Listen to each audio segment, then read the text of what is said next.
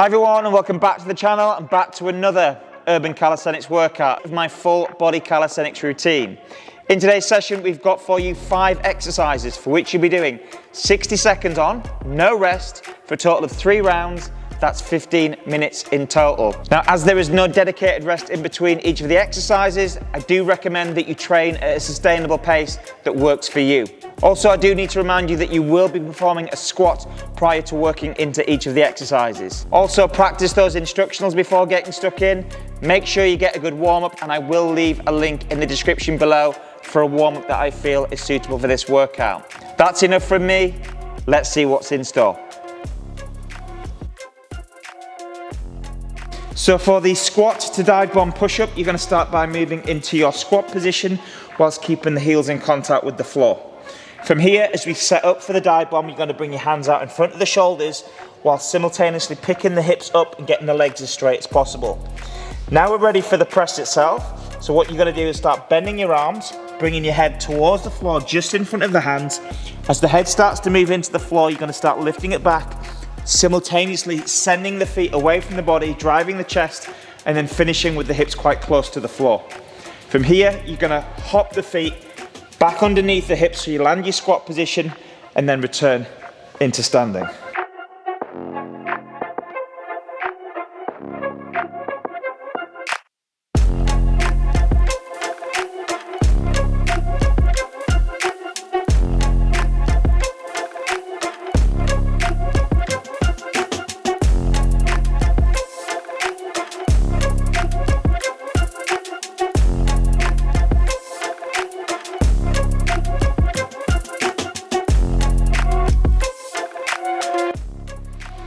So if you'd like to make this a little bit more challenging, instead of just doing the dive bomb in one direction, you can actually reverse it, therefore adding more intensity into the shoulders. So the principle is exactly the same. You move down into your squat position, you set your hands up in exactly the same way, the hips go up.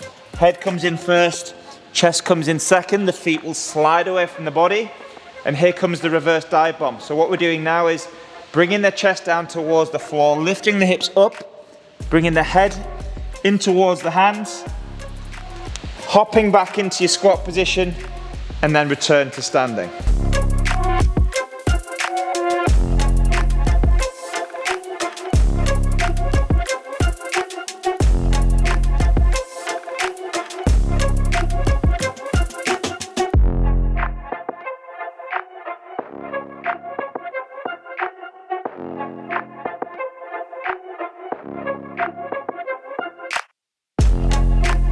So for our squat to L sit, you're going to start by moving into your squat position whilst keeping the heels in contact with the floor. And from here, I'm going to bring one hand behind the foot on the same side whilst keeping the shoulder directly over the top of the hand. I'm going to do the same on the other side and match the hands up.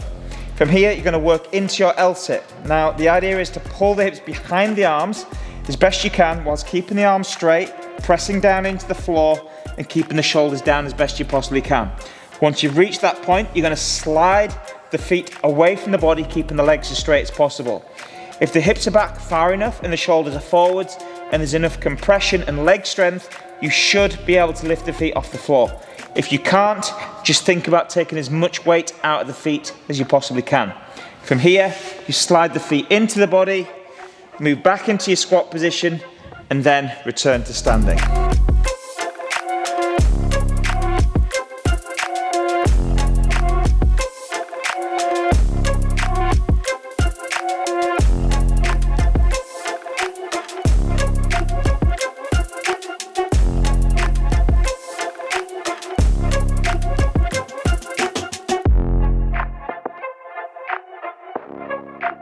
So for our squat to alternating shrimp, you're going to start by moving into a squat position whilst keeping both heels in contact with the floor.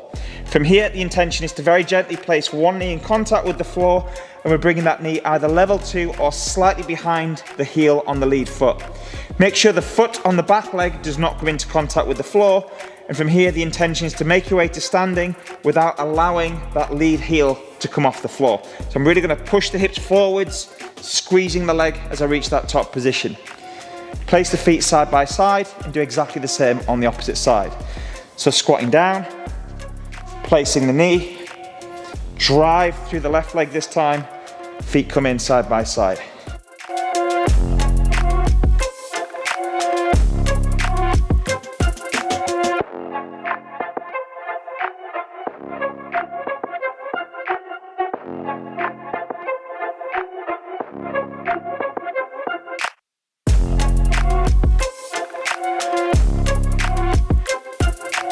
So if this is too challenging, what you can do is get yourself a pair of yoga blocks or even a couple of books. You place them behind the feet, and all this does is that when you land the shrimp position, you have less distance to cover, therefore it makes it easier to get back up. So same principle, you move down to your squat, place your knee, drive to straight, feet side by side, same again on the other side. Squat down, land the knee, drive, and then repeat.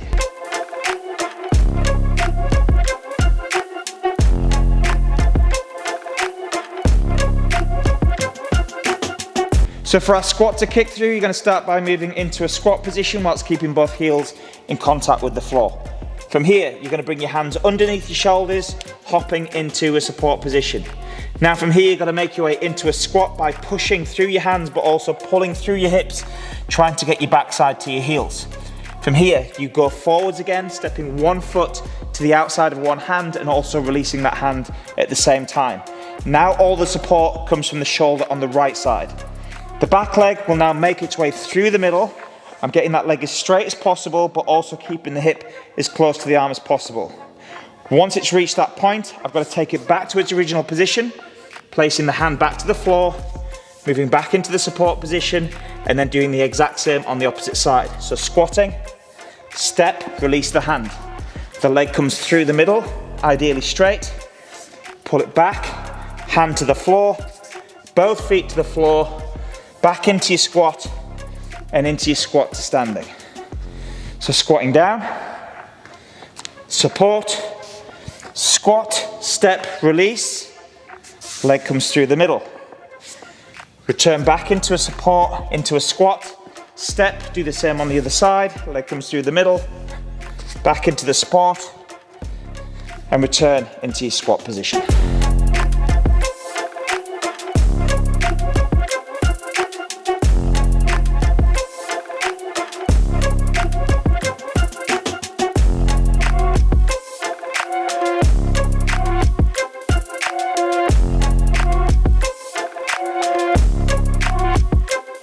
So for our squat to ground compression, you're going to start by making your way down into a squat position whilst keeping both heels in contact with the floor. From here, you take one hand, you place it down on the floor with the fingers pointing behind you. With the free hand, you place that down on the floor with the fingers pointing forwards. From here, you're going to pick the hips up ever so slightly so they're level to the shoulders. You're going to compress through the floor as hard as you can, and you're going to rotate your feet 180 degrees, so it's essentially a like-for-like swap of the feet. From here, you release the hands from the floor, lift the chest up, this time placing the left hand at the back and the right hand at the front, pressing through the floor and rotating in the opposite direction. From here, you bring the hands off the floor and then you return into your standing position. So down into the squat, one hand at the back, one hand at the front. Compress, spin the feet around, like for like swap of the feet, into your squat position, other hand at the back, other hand at the front, turn around into your squat and then return to standing.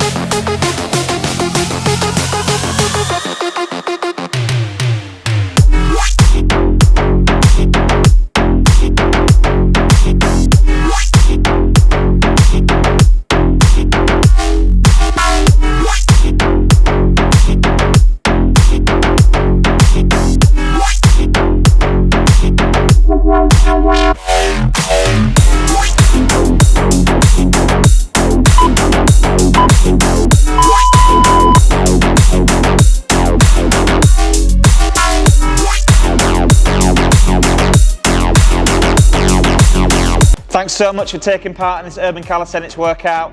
I hope you had a great time challenging yourself and breaking a sweat. If you did find this workout useful and beneficial, please give me a like and most importantly, subscribe to the channel.